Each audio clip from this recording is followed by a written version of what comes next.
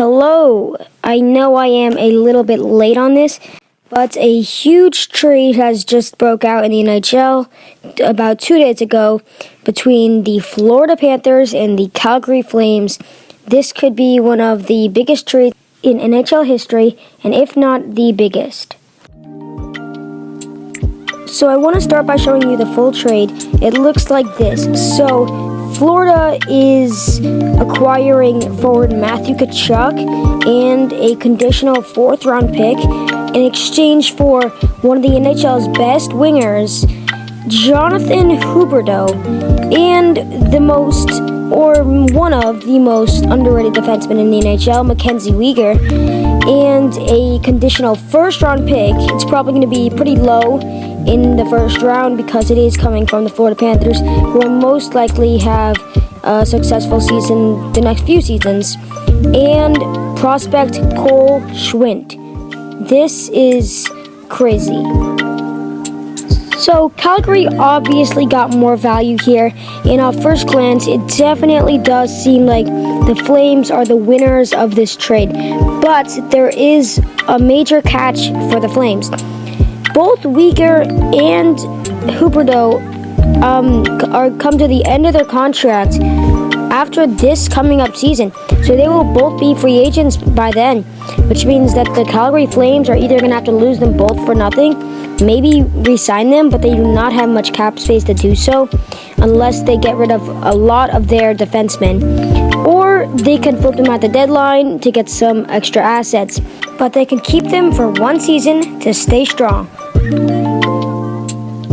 But on the other hand, Florida's situation is a lot different because the Panthers need to make some moves, as they are about $3.5 million over the cap after signing Matthew Tkachuk to a massive deal. The Panthers can start by finding a player on their team that is paid a little bit too much that they deserve playing on the ice.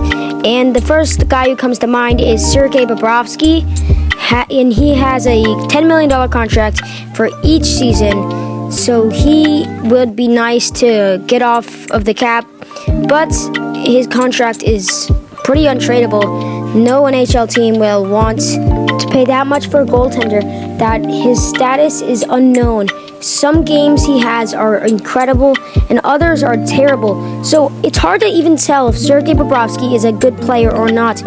So the guy after that is going to be Patrick Hornqvist.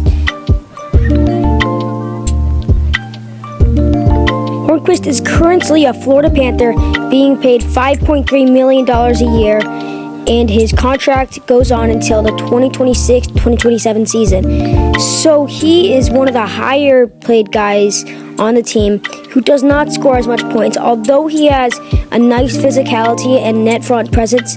That's exactly what the Panthers just got in Matthew Tkachuk. So the Panthers not necessarily need Patrick Hornqvist, so he would be a nice guy to flip before the start of this next coming up season. And maybe he could be worth a prospect or perhaps a couple of picks, or maybe he can just go for a better defenseman to replace Weegar, but we'll talk more about that later. So if the Panthers do clear some cap space by trading Patrick Hornqvist, they will have about $2 million of cap to spend. And then you have to start thinking about defensemen to replace Weegar, as I just mentioned.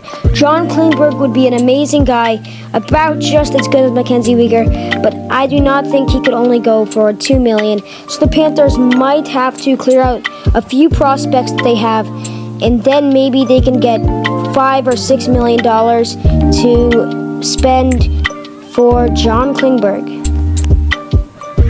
It would most likely only be a one-season contract, since the Hornqvist trade would clear out a couple years of his contract, they might be able to get some more, and then offer maybe a 3-year contract to Klingberg, and they can get a nice deal for that. If not, then the Panthers could go for a lower-level defenseman in attempt to replace Weegar. Thank you so much for watching this video. I hope you enjoyed.